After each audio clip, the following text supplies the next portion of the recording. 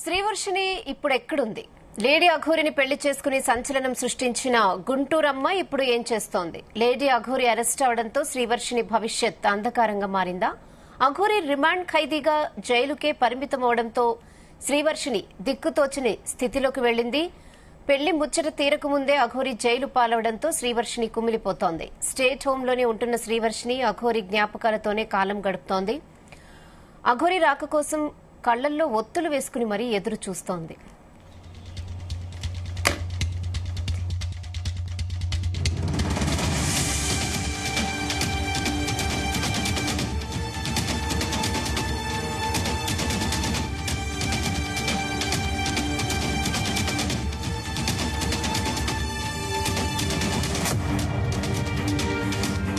శ్రీవర్షిని అసలు ఇప్పుడు ఎక్కడుంది? లేడీ అఘోరిని పెళ్లి చేసుకుని సంచలనం సృష్టించిన గుంటూరు అమ్మాయి ఇప్పుడు ఏం చేస్తోంది? లేడీ అఘోరి అరెస్ట్ అవడంతో శ్రీవర్షిని భవిష్యత్ ఇప్పుడు అంధకారంగా మారింది.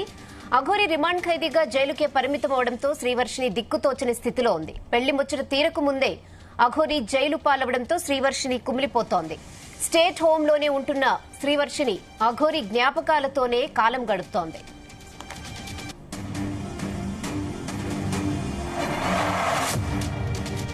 ఈ విషయంపై మరిన్ని updates crime bureau chief Raviteja అందిస్తారు. రవితేజ,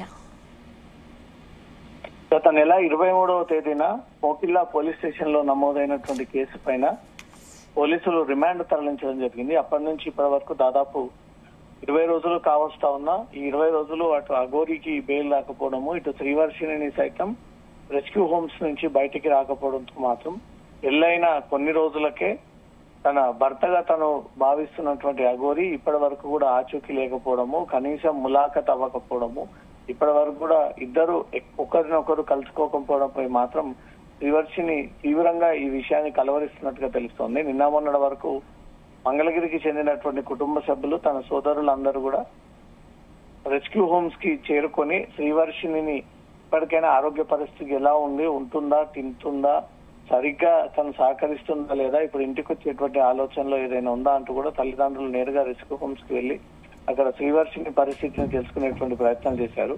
కానీ అక్కడ రెస్క్యూ హోమ్స్ నిర్వాహకులు ఎవరు కూడా తల్లిదండ్రులని లోపలికి అనుమతించలేదు.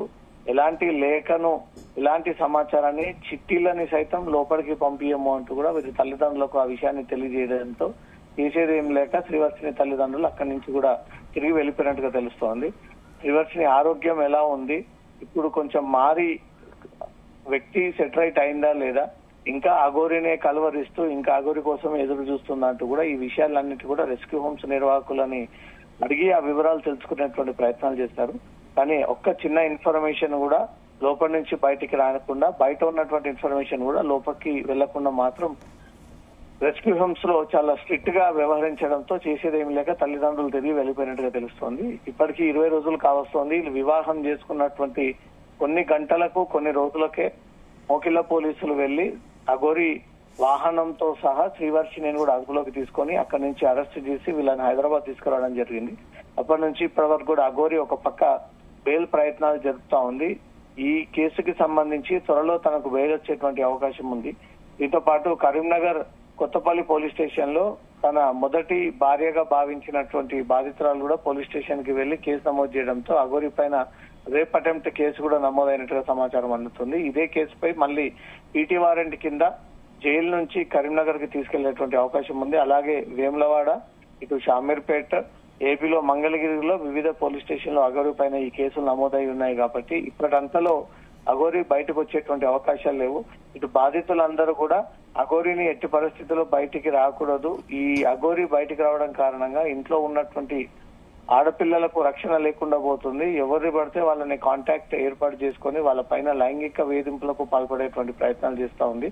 ఇప్పుడు బాధితురాలు ఇచ్చినటువంటి ఫిర్యాదుపై కూడా లైంగిక దాడి కేసు కిందనే పోలీసులు కేసు నమోదు చేసి విచారణ జరుపుతా ఉన్నారు. ఒక శ్రీవర్షిని మాత్రమే అఘోరి బయటికి రావాలని కోరుకుంటా ఉంది. మిగతా బాధితులంతా కూడా అఘోరి బయటికి రాకూడదు, ఇంకా చాలా మంది ఆడపిల్లలను ట్రాప్ చేసి ఇలాగే తమ కోరికలను తీర్చుకునేటువంటి ప్రయత్నం చేస్తా ఉంది అంటూ మాత్రం బాధితులు ఒక పక్క కోర్టుకి ఈ విన్నపాలు పెట్టుకొని బయటికి రాకుండా మాత్రం కఠిన చర్యలు తీసుకోవాలంటూ మాత్రం వాళ్ళు విజ్ఞప్తి చేస్తా ఉన్నారు.